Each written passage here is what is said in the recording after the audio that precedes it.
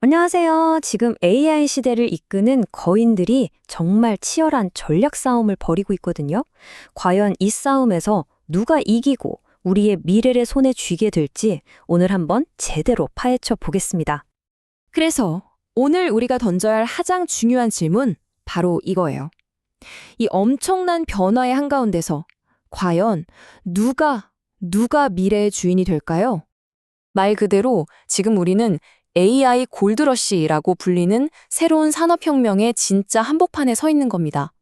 그리고 이 거대한 시장의 패권을 차지하려고 몇몇 거인들이 저마다 칼을 아주 날카롭게 갈고 있죠. 자, 그럼 첫 번째 전장부터 한번 볼까요? 바로 AI 두뇌를 둘러싼 싸움입니다.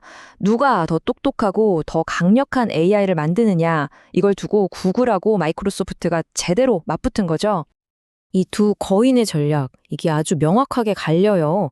마이크로소프트는 아시다시피 오픈 AI랑 손잡고 코파일럿이라는 AI 비서를 윈도우, 오피스, 거의 모든 자사 제품에 싹 다 녹여내고 있어요.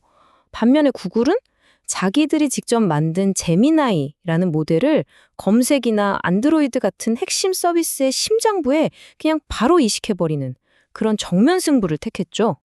그런데 이렇게 엄청난 돈을 쏟아붓는 데는 당연히 리스크가 따르겠죠. 근데 그 리스크의 종류가 좀 달라요. 마이크로소프트는 이거죠. 와, 이 어마어마한 돈을 썼는데 과연 이게 수익으로 돌아올까? 하는 그러니까 투자 대비 수익률, ROI의 문제인 거예요. 반면에 구글의 고민은 이건 좀 더 치명적일 수 있어요. AI가 똑똑하게 정답을 바로 딱 알려주면 사람들이 굳이 광고를 클릭할 필요가 없어지잖아요. 그럼 자기들의 핵심 수익원이 그냥 깎여나가는 이른바 자기 잠식의 딜레마에 빠질 수 있다는 거죠. 자, AI의 두뇌. 중요하죠. 근데 그만큼이나 중요한 게 또 있어요. 바로 우리. 그러니까 수십억 명의 사용자들이 이 AI를 어떻게 만나고 어떻게 경험할 것인가 하는 문제. 바로 인터페이스입니다. 그리고 이 싸움터에서는 애플과 메타가 아주 제대로 격돌하고 있습니다. 이 두 회사가 그리는 미래는 정말 완전히 정반대예요. 애플은 아이폰이나 비전 프로 같은 자기들만의 하드웨어를 통해서 완벽하게 통제되는 폐쇄적인 정원을 만들려고 하는 거고요. 반면에 메타는 소프트웨어랑 오픈소스 AI를 무기로 해서 누구나 들어와서 뛰어놀 수 있는 개방적인 광장을 만들려고 하는 거죠. 자, 지금까지는 AI 전쟁에 직접 뛰어든 선수들을 봤잖아요. 그럼 이제는 이 전쟁터 자체를 만들고 또 유지 보수하는 회사들을 만나볼 차례입니다.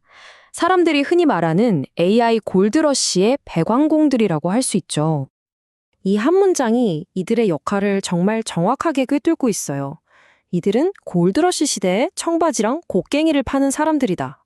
이게 무슨 말이겠어요? AI 전쟁에서 누가 이기든 지든 상관없이 이 회사들은 전쟁에 꼭 필요한 무기, 즉 장비를 팔아서 안정적으로 돈을 번다는 뜻이죠. 정말 똑똑한 전략이에요. 특히 엔비디아의 변신을 보면 정말 놀랍습니다. 지금 매출의 무려 88%가 데이터 센터에서 나온다고 해요. 생각해보세요. 88%. 이제 더 이상 그냥 게임용 그래픽카드 회사가 아닌 거예요. AI 혁명의 동력을 공급하는 말 그대로 거대한 엔진 제조사로 완벽하게 탈바꿈한 거죠. 그리고 이 AI 혁명이 펼쳐지는 땅이 있어야 할 거 아니에요? 그게 바로 클라우드 시장입니다. 여기서 아마존 웹 서비스, 즉 AWS가 여전히 압도적인 1등을 달리고 있죠. AI 개발에 필요한 모든 기반 시설을 쫙 깔아주고 빌려주니까 이 시대의 가장 큰 땅 부자, 건물주라고 보면 딱 맞습니다. 자, 그럼 한번 정리해 볼까요? 간단해요. 엔비디아는 AI를 돌리는 엔진, 즉 GPU를 만들고요. 아마존은 AI가 마음껏 뛰어놀 땅, 바로 클라우드를 빌려줍니다. 그리고 브로드컴은 이 수만 개의 엔진을 하나로 착착 묶어서 거대한 슈퍼컴퓨터를 만드는 설계자 역할을 하는 거죠. 이 셋이 없으면요, AI 혁명 자체가 그냥 불가능한 겁니다. 정말 핵심적인 플레이어들이죠. 자, 그럼 이제 이 AI 광풍 속에서 조금 다른 길을 가는 아주 독특한 두 회사를 한번 살펴볼게요. 미래를 보는 철학 자체가 완전히 다른데요. 한쪽은 와일드카드, 다른 한쪽은 구시대의 거인이라고 할 수 있겠네요. 이걸 보면 시야가 확 넓어지실 겁니다. 테슬라, 다들 전기차 회사로 알고 계시죠? 물론 맞습니다. 하지만 그들의 진짜 야망은 스케일이 훨씬 더 커요. 단순히 차를 파는 게 아니라 로보택시랑 인간형 로봇 옵티머스를 통해서 이 디지털 세상이 아닌 우리가 발 딛고 사는 바로 이 현실 세계에 AI를 지배하겠다는 겁니다. 이런 테슬라의 최첨단 비전하고 정말 정반대편에 서 있는 회사가 바로 버크셔 해서웨이입니다. 여기는 망해가는 방직 공장을 인수하는 걸로 시작했잖아요. 그런데 지금은 철도, 에너지, 제조업, 그냥 미국 실물 경제 그 자체를 대표하는 거인이 됐습니다. 화려한 건 없어요. 하지만 아주 느리고 또 확실한 길을 묵묵히 걸어온 거죠. 버크셔가 이렇게 클 수 있었던 비밀 엔진이 뭐냐면요. 바로 보험 플로트라는 개념이에요.